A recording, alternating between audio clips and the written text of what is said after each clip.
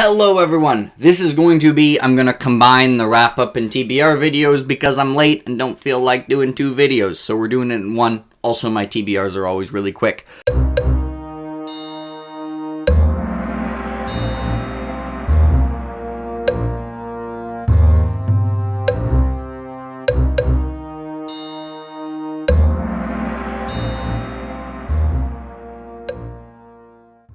July was the month of rereads. I started off by rereading The Eye of the World, beginning my first reread of The Wheel of Time. And I really like The Eye of the World. There's so much about RJ's writing that I enjoy.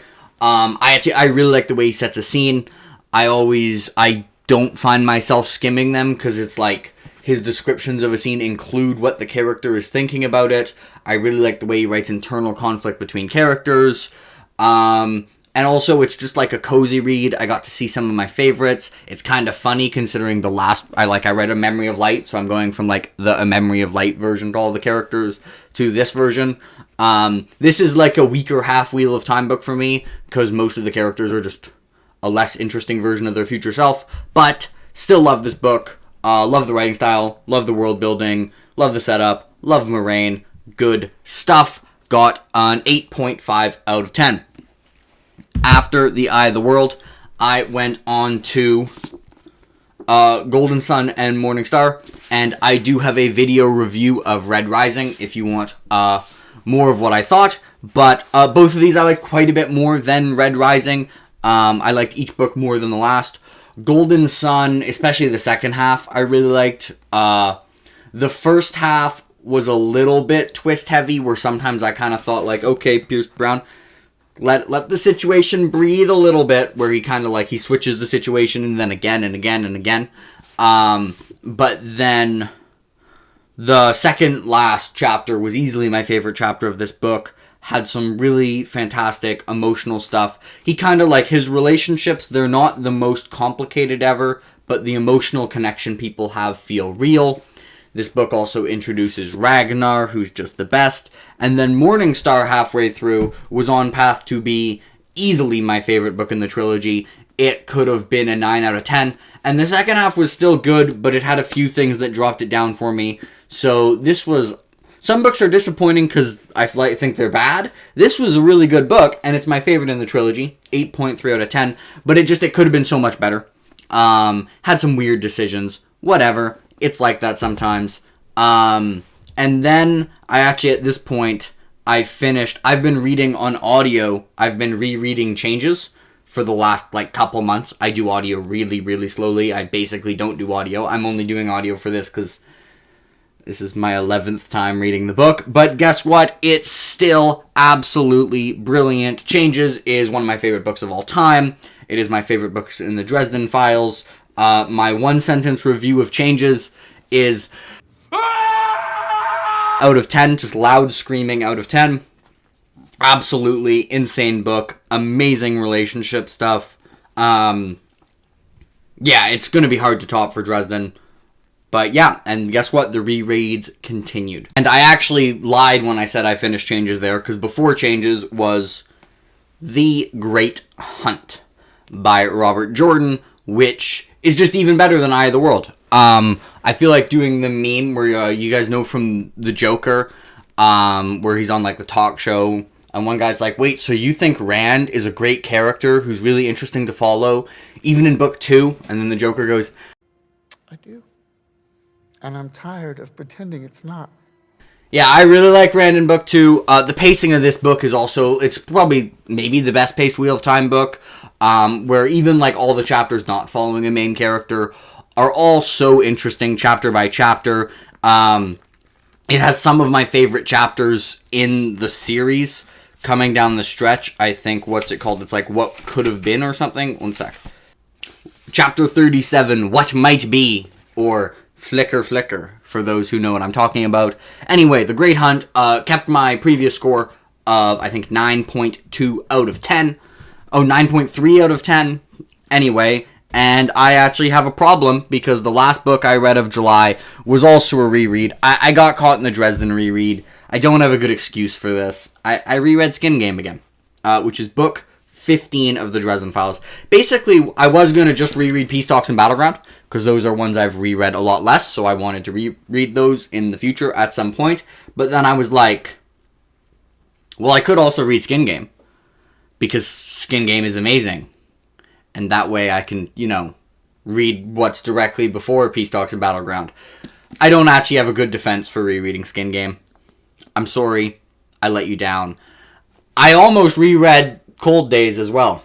Actually, I considered rereading Ghost Story, and just, because I finished this on audio, so why not just do everything else? But I didn't end up doing those. I read Skin Game, and I love Skin Game. It's not my favorite Dresden book, but it's my favorite normal Dresden book. I like Changes in Battleground more, but that's because they're, huge events. This is very much a standard Dresden book. It's got my favorite antagonist in the series, who's one of my favorite antagonists of all time. It's got a clinic on dialogue and relationships. I'm lost. I know every step I took to get here, and I'm lost anyways. Ooh, so good. Some absolute daggers, some just amazing moments. Skin Game is also kind of weird, because usually Dresden, the final act of this book is amazing, but the best part of this book is kind of in the middle. It's so good. Well, not in the middle, still closer to the end. But anyway, anyone who knows who's read it knows what I mean. Harry's one of my favorite protagonists in the genre, and he shines especially bright here, and some of the side characters shine especially bright. It's also one of the nicest plotted books, and there's a bit in Morningstar where Pierce Brown hides information from the reader in first person. This is how you hide information from the reader in first person. So if anyone wants to know how to do that properly, read Skin Game and not Morningstar. But that is my wrap up for the month of July. I read 6 books, and 4 of them were rereads, and 1 of them was on audio. So it was a very, very reread heavy month. August isn't going to be as reread heavy, although the first 2 books I read in August were Peace Talks and Battleground. So those were rereads. Anyways, I haven't reread anything before July this year. Leave me alone. I like rereading. Anyway, I'm now going to get into my August TBR. The me you're going to see for the August TBR is actually past me, and he doesn't know it's in one video. So you can get ready for him to tell you that this is just the August TBR. But it's a lie. It is actually a combined video. Don't trust past me from my perspective, who is future me from your perspective. Whatever. So, I'm actually in kind of a miniature reading slump type thing. Not a full reading slump, but it's just I'm feeling some early onset mood reader-itis. So this is one of those TBRs where I don't know if I'm actually going to stick to it. But you guys know me, my other videos are long, and I like to keep my TBRs short. Let's get into it. So this first one is kind of awkward. I know I have I was planning on reading The Lions of Alrazan with people. I forget if this was August or September, though.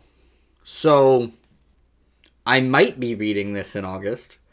It depends.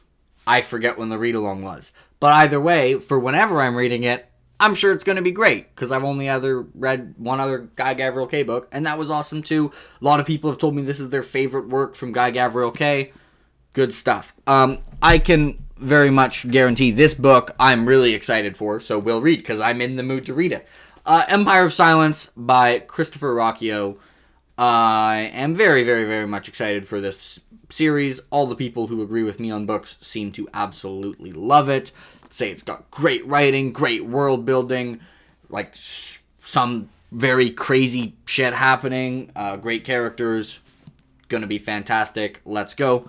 I will also at some point be reading The Dragon Reborn. Probably, maybe. I don't know. If I'm in the mood for it, we'll see. I probably will be. One thing I can tell you I am in the mood for, which is the only reason I'm probably going to read it, because I wasn't planning on this, is, I started rereading some Dresden books again. I'm reading Skin Game right now. Also going to read Peace Talks and Battleground. At first, I was just I feel like reading Peace Talks and Battleground, and then I was I could also read Skin Game. And I read Skin Game on the basis that Skin Game is amazing. I'm going to read Peace Talks and Battleground. Deal with it. I guess I'm not going to finish this in July, so I'll have to finish up The Blackest Heart by Brian Lee Durfee, which I'm on about page 300 of, and it is great. A step up from The Forgetting Moon, which was already pretty damn good. And if I'm in the mood for it, I might read Jade City. I also might randomly read something completely unrelated. Who knows? I'm very, very much playing it by ear this month and see how this goes. So these are kind of books I think I'm going to be in the mood to read, but if I don't feel like reading one of those, I'm just not gonna. We'll see. Anyway, that is my plans for the month of August-ish. Not really plans. We'll see how it goes.